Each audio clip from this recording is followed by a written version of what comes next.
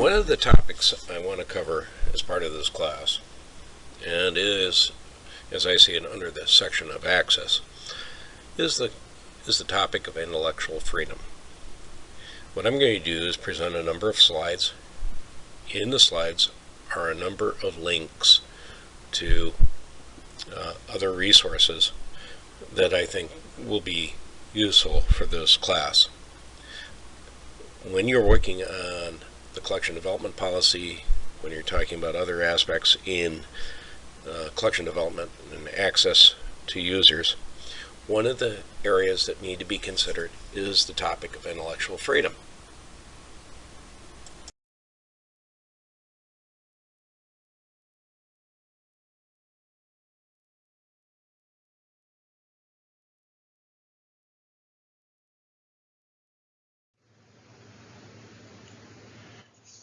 Now, this is an interesting topic in that a library should provide information to all, anyone who enters the library. Can you think of any reason why a library should limit access? But more importantly, do you feel that ethics guides intellectual freedom? Or is intellectual freedom guide ethics? My argument that I will raise in some discussions is that ethics actually guides intellectual freedom.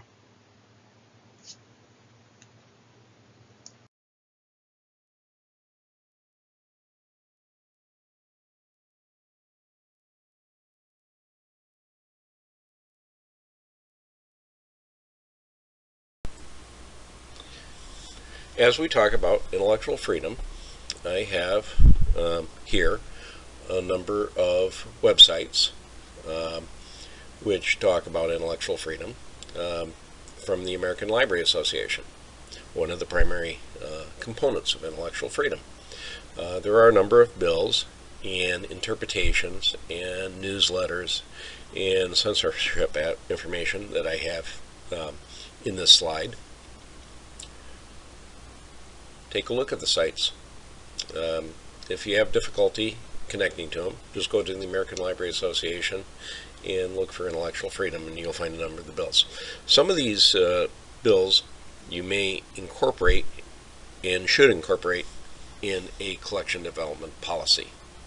Either in some policies word them out, other policies provide links to sites of importance, such as the Library Bill of Rights.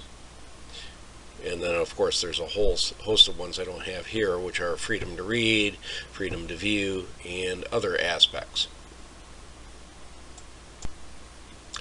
Another organization that you should be aware of is IFLA, the International Federation of Library Associations and Institutions. This is an international organization which some libraries or librarians are part of. And I've got a number of links here. One of the interesting links I have, the last one, activity groups and special interest groups, has components in it such as the LGBTQ group that is part of the acquisitions and collection development section and relates to information needs. This is an international organization, and so they are covering multiple countries and information that that they support in relation to international activities. Take a look at it. It's a very interesting site. It has some very interesting documents. Back to the American Library Association, of course, there is Banned Books and Banned Books Week. Banned Books Week usually is in about the last week of September and was started through the American Library Association, and there was a woman named Judith Krug who began or was instrumental in beginning Banned Book Week in 1982. She was a member of the intellectual freedom section of the American Library Association. She was the first first person to work in that area for the American Library Association, and did really great things to start that organization's aspects to intellectual freedom. Here I have a number of banned book sites, frequently challenged books, frequently challenged books top 10, and how to report a challenge that you may have to the American Library Association. The American Library Association supports libraries' activities. If a book is challenged, you can go to the American Library Association and get assistance.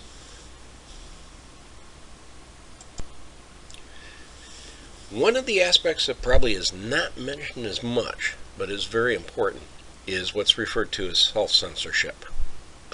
That is where librarians self-censor themselves. They do not buy books that they should buy because they're afraid that there may be a challenge to the book, and so they don't buy it, so as not to be challenged. Or they may personally have some issue that prevents them from buying a book that they themselves find difficult to buy. The text cites that probably about 2 out of 3 librarians have self-censored in the past. That 20% of librarians self-censor on a regular basis. What is self-censorship?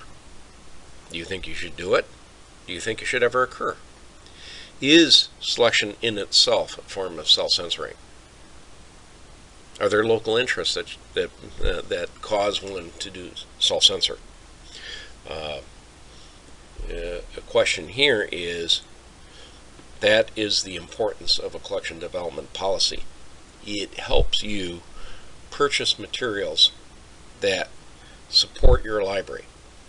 There may be books that you do not buy, not because of self-censorship, but because they do not fit the collection development interests of your library. The point is, you should purchase materials without self-censoring yourself, but you should also purchase materials that fit the collection interests of your particular library.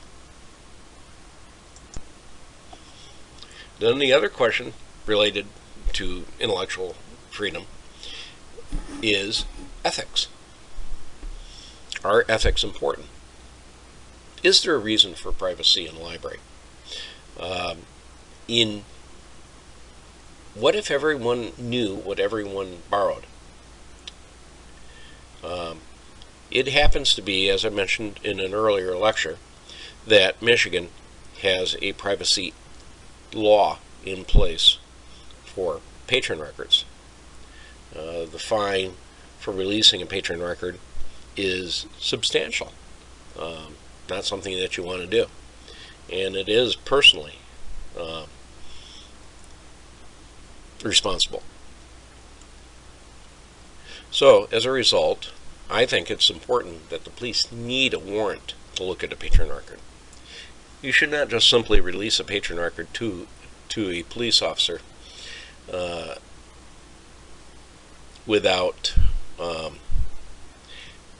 having them require a warrant in order for them to look at the patron record.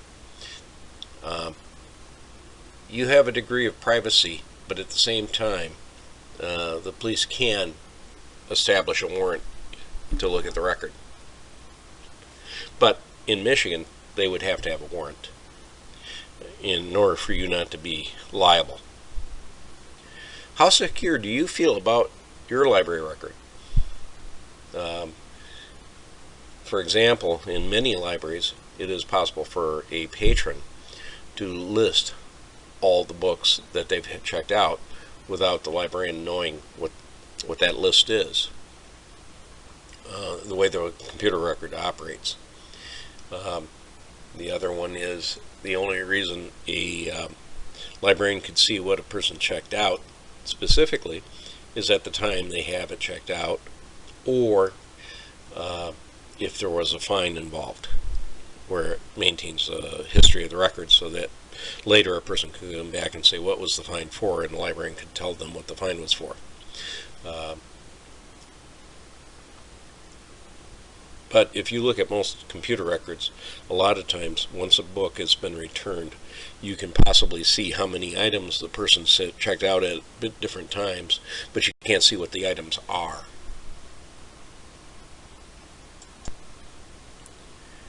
Again, privacy. What does privacy mean?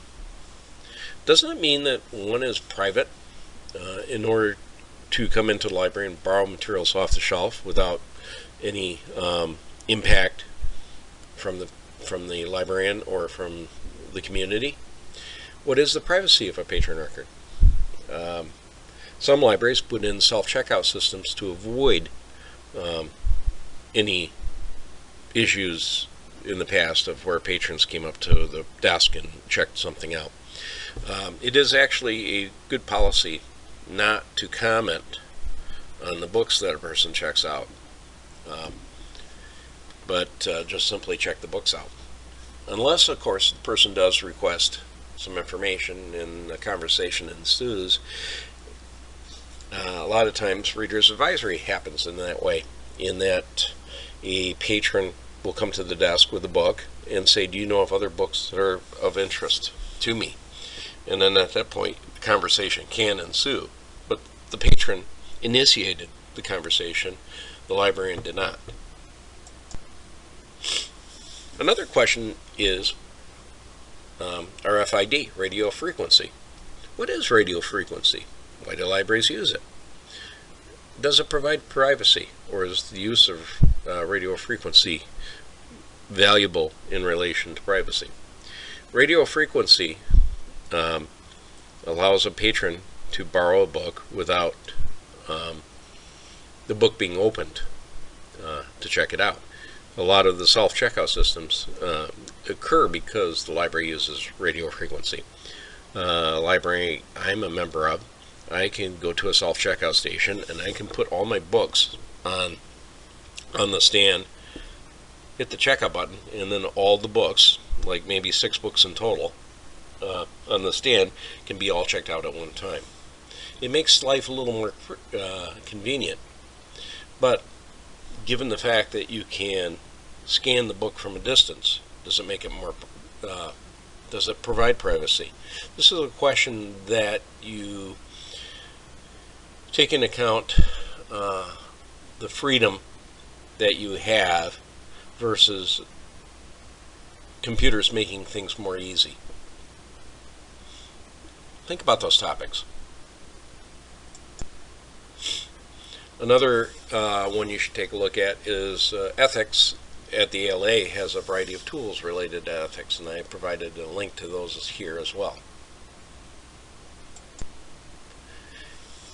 What I'm going to ask you to do is consider these topics as you work on your collection development policy. I call it here a collection development document, but it's a policy. And as you think these questions, raise them in the discussion groups. Thank you for listening to this lecture. Have a good day.